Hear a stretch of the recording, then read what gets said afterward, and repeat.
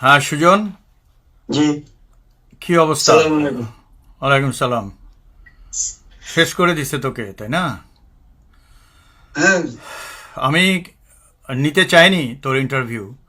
আমার লক্ষ লক্ষ যে বাংলাদেশের কোটি কোটি মানুষ যারা গণঅভ্যুত্থান করেছে, জি, তাদের মধ্যে বলছে যে স্যার, যারা গুম থেকে গুম মানে আবার এটাকে আয়নাঘরও বলে, তারা ফেরত আসছে, সবাইটা দেখাচ্ছে, আপনার ভাইটা দেখাচ্ছে না।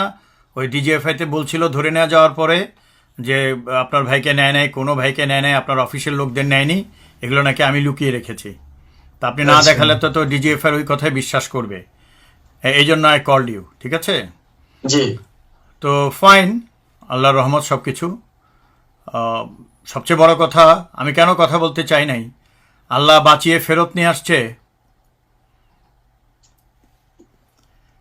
এটাই হলো সবচেয়ে বড় কথা। তো এনিওয়ে, ইউ টেল মি, কি ঘটেছিল? শর্টকাট। প্রথমে আমাকে আমার বড় ভাই গিয়াসুদ্দিন খান আর কি ভাইজানকে ধরে নিয়ে যাওয়ার পর আমার বাসায় ওরা রেড করছিল, পায়নি আমাকে। কিন্তু পরের দিন আমাকে রাত্রেবেলা আমার বাসার সামনে রাস্তা থেকে ধরে নিয়ে যায়, নিয়ে হাত বাঁধে এবং বলে যে কিছু প্রশ্ন করে আপনাকে ছেড়ে দেব। পরে একটা গাড়িতে উঠায়, নোয়া গাড়িতে, এবং চোখ বাঁধে। বেঁধে অনেকক্ষণ গাড়ি চালানোর পর আমাকে নিয়ে যায় একটা হয়তো ক্যান্টনমেন্টের এরিয়াতে একটা গেটে ওনাদেরকে আটকায়। ফলে ওই ভিতর থেকে যিনি বসেছিলেন উনি বলছেন যে বলো যে ড্রাইভারকে বলতে বললো যে আমরা ডিজিএফআই লোক, ভিতরে ঢুকবো।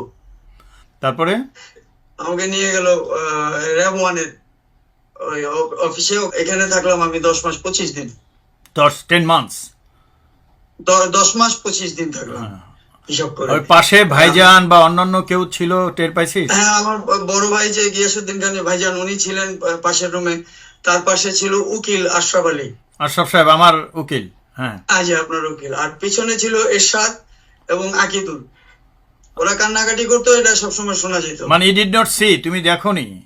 তুই হলো দেখার কোনো সুযোগ নেই মানে কাউকে। গলায় বুঝতে পেরেছিস। জি, গলায় বুঝতে পেরেছি। আর বাকিগুলো হয়তো জহুর সাহেব ওরা আর একটু দূরে ছিল, অন্যান্য অন্যান্য জায়গায় মানে সবই র্যাব ওয়ানে। সব ওই জায়গায় ছিল একই বুঝলি কথা। কি করে যে এটা র্যাব ওয়ান? এখানে ওই যে একে তো প্লেন উঠতেছে নামতেছে, সবসময় শব্দ পাওয়া আর যাচ্ছে। তোর তো এলাকা চেনাই আছে সব। ওই এলাকায় তো আমি অনেকবার চোখ গিয়েছি আগে। যেহেতু চোখ বাঁধা, বাট ফ্লাইট জি। উঠছে নামছে, ইয়েস আন্ডারস্টুড। হ্যাঁ, রুমটা কি 10 মাস 25 রুমটা অন্ধকার ছিল? ওয়াজ দেয়ার এনি লাইট? না, লাইট ছিল, বড় লাইট ছিল। আচ্ছা। এখানে ছিল ওই লোহার রডের দরজা প্লাস কাঠের দরজা ছিল। আচ্ছা। কারণ পাশের লোক থেকে কাউকে নিয়ে গেলে, বাথরুম তো বাইরে, নিয়ে গেলে ওখানে আমাদের এই গেটটা লাগিয়ে দেয়, যাকে নিয়ে যায় তাকে যেন না দেখা যায় আর কি। তারপরে কেউ কোনো এসে কথা বলেছে বা ইন্টারোগেশন বা কিছু? না, এরকম এইখানে থাকার পর ওনারা আমাকে ওই প্রথম ধরার পর 3 দিন পর ইয়াতে নিয়ে যায়, ডিজিএফআই হেড অফিসে বুঝলি কি করে এটা নিয়ে ডিজিএফআই? যে তোর তো চোখ বাঁধা। চোখ বাঁধা, হাত বাঁধা, কিন্তু ওই ওখানে যিনি কথা বলছিলেন একজন অফিসার, উনি বলছিলেন যে তুমি আমাকে চিনো, তোমার ভাই কর্নেল শহীদের বাসায় আমাকে অনেক দেখেছো, আমি ওনার 1 থেকে 1.5 বছরের জুনিয়র অফিসার, মানে আমার অত্যন্ত পরিচিত। অত্যন্ত পরিচিত। তা আমাকে বললো তুমি আমাকে এক চিনতে দেড় পেরেছো কিনা? বছরের আমি বললাম, জুনিয়র, 1-1.5 বছরের জুনিয়র মানে তো জেনারেল।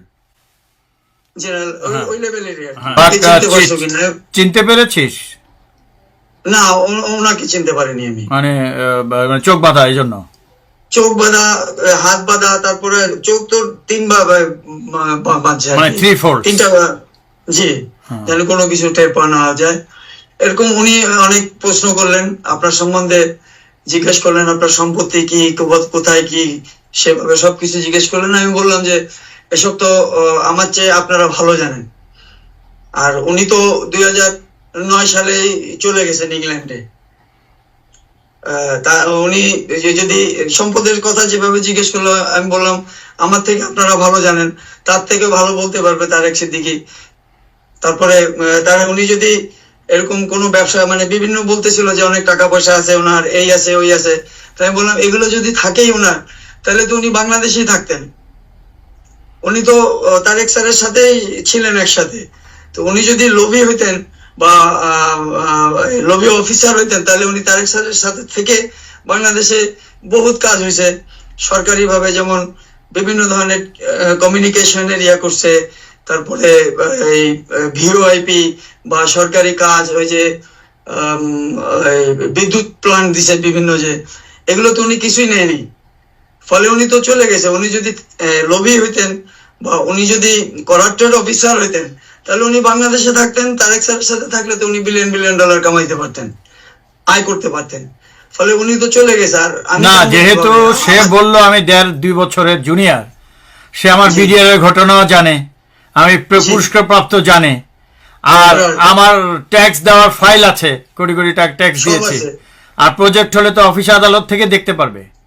আর সে অফিসার যদি আমার বাসায় এসে থাকে, তারা জানে অনেক অফিসার আমাকে অফার করেছে সরকারি প্রজেক্ট নিতে। আমি বলছি বাবা, সরকারি প্রজেক্ট নিব না, সৎভাবে কাজ করলেও এরা একদিন, এদের তো জানার কথা, এদের জিজ্ঞেস করছে কেন? সেটাই আমি বললাম যে আপনারা তো ভালো জানেন, আপনারা ভিতরে আছেন, সরকারের সাথে আছেন। উনি যদি করাপ্টেড হয়, আপনারা তো ভালো করে জানেন। ওনার কাছ থেকে খবর নেওয়ার তো দরকার নেই, আমাকেও জিজ্ঞেস করার দরকার নেই আপনারা নিজেরাই এভাবে জানতে পারেন। ফলে অনেক কথাবার্তা বলার পর উনি শেষ বলতেছে, তোমাকে আমি এখন ছেড়ে দেব যদি তুমি তোমার বড় ভাই কর্নেল শহীদুদ্দিন খানের তার সম্বন্ধে, তার স্ত্রী এবং কন্যাদের সম্বন্ধে যদি নোংরা ভাষায় কথা বলো আগামীকালকে দুপুর 12টার মধ্যে প্রেস ক্লাবে, যে তাহলে তোমাকে আমি ছেড়ে দেবো। তখন আমি বললাম যে আমাকে আপনি 2টা দিন সময় দেন। তারেক স্যারের সাথে তো আমার একটা ভালো সম্পর্ক ছিলই, কথাবার্তা বলেছি ভাইয়ের মাধ্যমে। তো ওনাদের মধ্যে যে প্রবলেমটা আছে আমি চেষ্টা করব সমাধান করার, সেটা আমি ওনার কাছে রিকোয়েস্ট করলাম। তখন উনি বললেন যে তুমি তোমার ভাইয়ের সাপোর্ট করতেছো, তোমাকে কোনো সুযোগ দেওয়া হবে না, তুমি এভাবেই থাকো। আমার পরিচিত অফিসার, এদের উপকার করেছি। তারেক সিদ্দিক, তোরা তো তখন তেমন যোগাযোগ ছিল না, যেহেতু you are busy with small garments.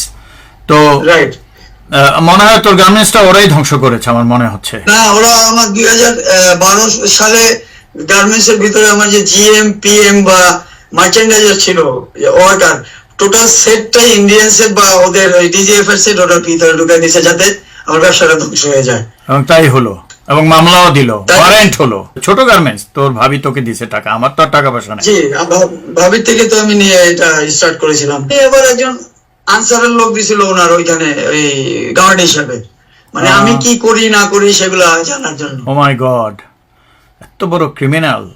এখনো দেখি অনেকের ভাষা আছে যে তারেক সিদ্দিকের সাথে আমি মানি লন্ডারিং করছি। আমি রিমাইন্ড করছি তাদেরকে, যারা মানি লন্ডারিং কথা বলছে, এগুলোর দলিল পত্র দিয়ে প্রমাণ করতে হবে ভবিষ্যতে, যে প্রচ্ছয় লিমিটেড কোনো করেছে কিনা, বা আমার মাধ্যমে কোনো মানি লন্ডারিং হয়েছে কিনা, এগুলো তো প্রমাণ থাকবে।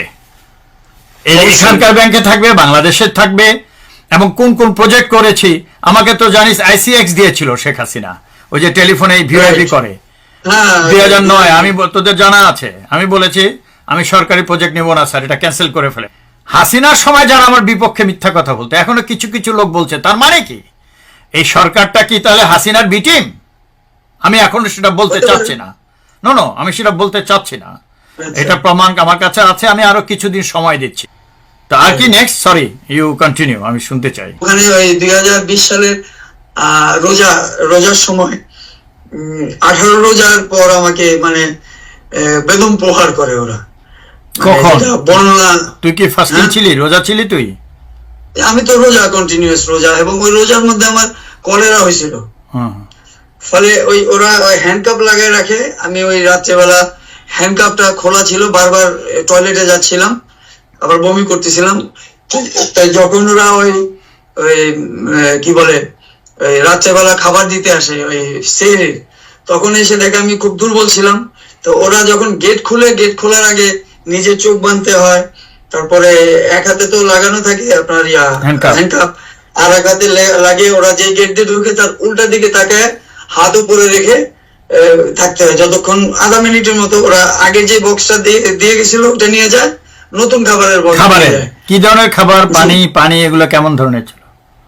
পানি তো ওই যে প্রথম 3 বছর আমাকে ওই লাইনের পানি খাওয়াইছে, এই আর্সেনিক যুক্ত খাবার। আমার শরীর যদি দেখানো যায়, আপনি দেখতে পারবেন যে সারা শরীরে একজিমা, বা এই যে হাতে আপনি হয়তো দেখতে পারতেছেন এগুলা খুব গভীর ভাবে।